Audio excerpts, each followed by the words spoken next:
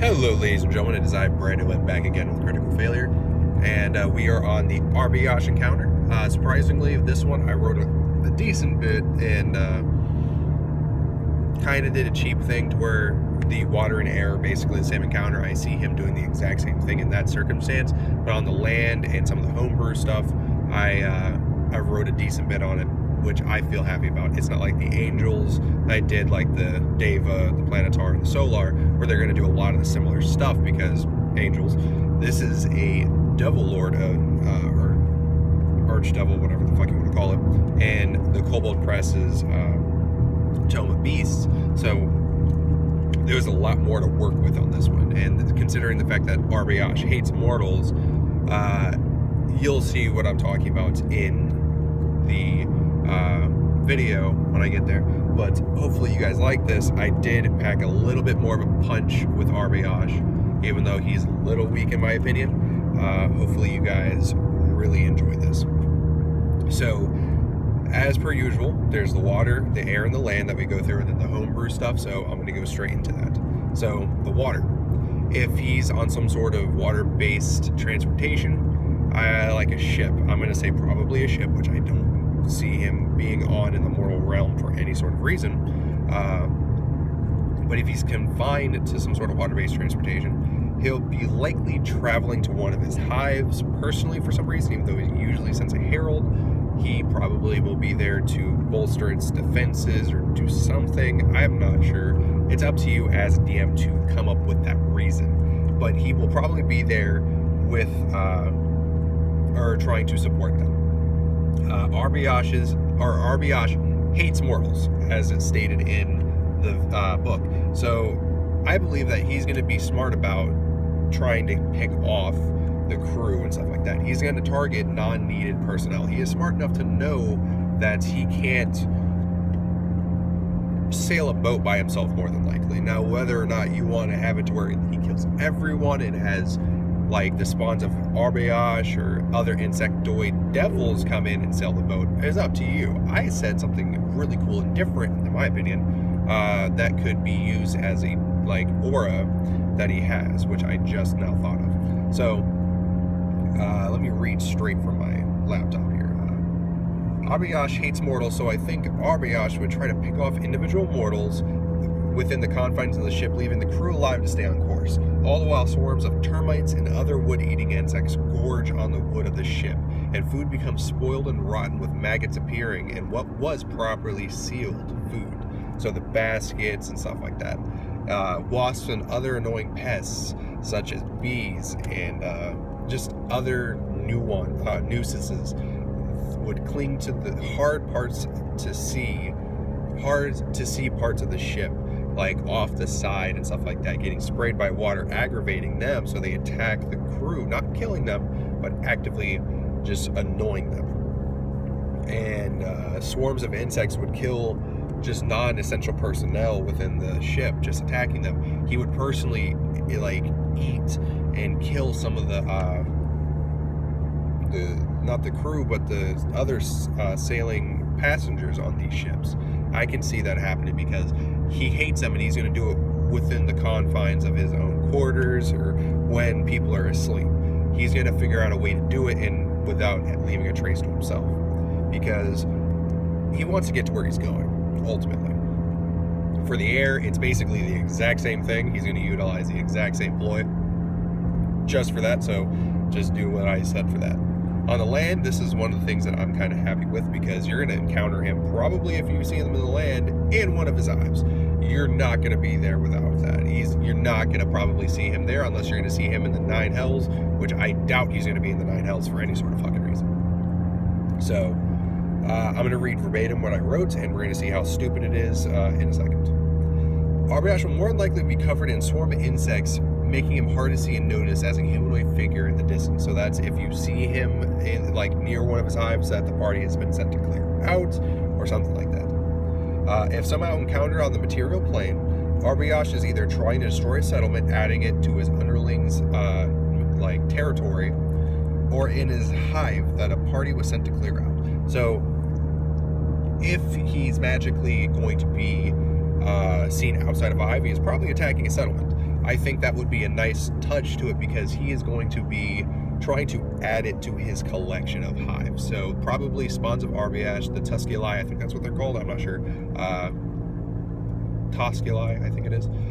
They're probably going to be there trying to aid also. Now, I would say more than likely this is the case, that you're going to actually see Arbeyach. He's not going to probably be in a hive. But seeing as this is your campaign they're going to be using it in, it's up to you. I say this is the most likely chance of seeing him. Sorry, I'm reading. If in the case that you were using him in a hive, there are spawns of Arbeyach to deal with, which are already dangerous on their own right. These things are challenge rating 5, and they're dangerous as shit. I haven't read their stats yet, but just reading that they're challenge rating 5, I can boost them. Let me see. Boosted from being within range of their master, and I will get into that on their own video when I decide to. The spawns will be buffed in their own right. I'm going to probably give them a pretty cool sneak attack, which I did give to Arbeyach and shit like that, so they're going to be dangerous. While engaged in combat, Arbeyach excuse me, I had something in my throat. While engaged in combat, Arbeyach is always going to be near a minion of some sort, so a spawn of Arbeyach, other insectoid things that he can mind control, basically. While he is fighting, he will send clouds before he has to get into melee range. He's going to send as many clouds of insects to hostiles as best as he can, trying to distract them, get them to be not targeting him or his main bodyguard / attacker. So basically the spawns of Arbeyach. He's going to utilize those clouds as best as he can. For the purpose of sneak attack, those are also counting as allies. So yeah, have fun with that. Just thought of that. But while they are as many as the clouds are out and attacking these guys, he's going to sneak up behind and rake his extremely dangerous claws against the backs or faces of these enemies and poison them, because he can poison you even if you have resistance or immunity. I love that. I really love that. Of course, you have to make the poison save. I hope you can make the poison save anyways. If not, adding that in, which I probably did in the video. If not, you are now. And he won't even kill them. He will actually go to the next creature and poison the next one. He has a spawns for a reason. There are probably hundreds of spawns and other things that he's using to kill and eat these things. He's not stupid. And for the homebrew, this is my favorite part. He has pack tactics. While within 5 feet of an ally, Arbeyach has an advantage on his attack rolls. He has sneak attack. If Arbeyach is attacking first in the initiative order, so that's how he can get sneak attack, or if he is flanking an enemy while his ally is engaged in active combat, meaning his ally has to be attacking that enemy for him to get sneak attack. So it does have a little bit of a nuance to it. So you can change it if you want, but I did that specifically so you can't just being obliterating in terms of sneak attack. There is a slight limit to it, but other than that, you're going to be literally having a shit ton of these Arbeyach and spawns of Arbeyach around. You're probably going to get it anyways. But Arbeyach gets to add 7d6 sneak attack poison damage to his attack roll, and 5d6 damage based on the attack used. So probably slashing, because he has slashing for his claws, or piercing for his bite attack. That's what you got to be worried about. And then I gave him something called Collective Conscious. Basically, it's his healing ability. Any underling Arbeyach can see and command within 30 feet of him can be commanded to move up to their movement speed to merge with Arbeyach. Adding 8d6 health points to Arbeyach. Basically, that takes an action for him to basically merge into it, so that's how he can do it. So it's up to you on how you want to say it. I say he basically consumes them, or they walk up and he envelops them, because he is technically insects, and just wraps around them and it becomes a part of him. And I gave him something called Summon Insect Plague. As an action, Arbeyach can summon 3d4 insect swarms of the DM's choosing within 120 feet in an unoccupied space.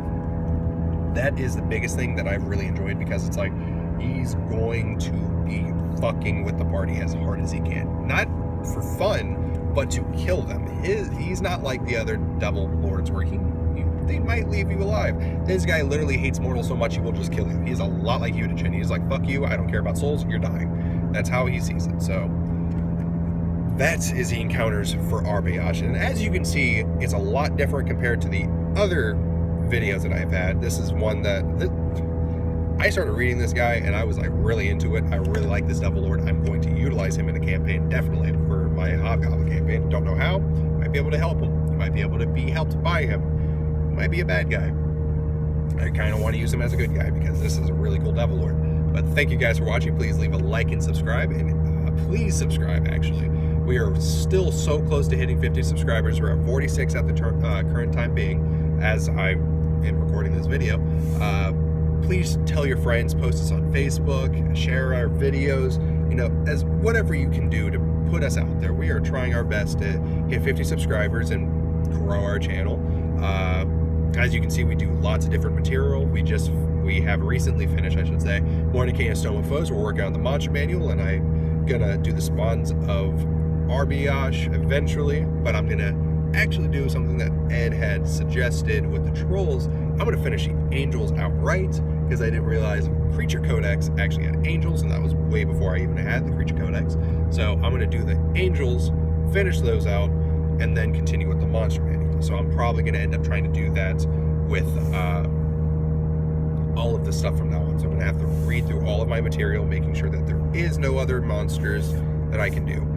Good note, I am downloading some stuff on my laptop so I can actually do stuff. It seems like I can record using my webcam, but I'm not going to do anything with that as of yet. I got to figure out the audio. If my webcam has decent audio, I don't want to make it sound really bad because my iPhone has decent audio for the time being. But it seems like I can record with my laptop so far and my webcam. I would say that I'm gonna try one video. No, wait for him. Sorry, he's trying to turn on a yellow light and it was about to turn red. But I'm probably gonna try one video, see what you guys think about it. If I don't hear back from you guys, I'm just gonna automatically assume that it's bad, because personally I want to wait until I get my microphone for it. So that's just me. So you're probably not gonna see that for a while. It is gonna cost me a good bit of money just to get the microphone I want. But considering that my webcam's camera does way better than my laptop itself in terms of quality, we'll see that.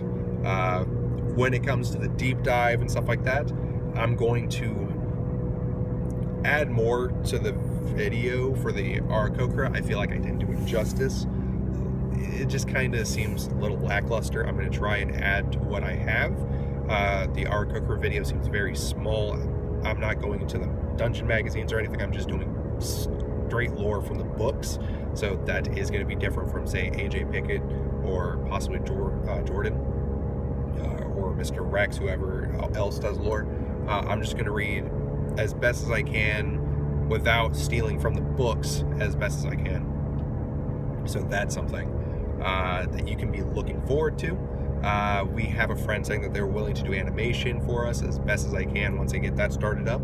And that person also may be doing thumbnails for us on videos that are needing thumbnails. So our regular videos. But yeah, that's a little bit of an update. And comment down below if you have anything to say, if you have any suggestions for us, anything in general. And thank you guys for watching this long video. It was not supposed to be this long, but it happened to be. So thank you guys for lasting this long. We do appreciate your viewership, and see you guys in the next video. Peace.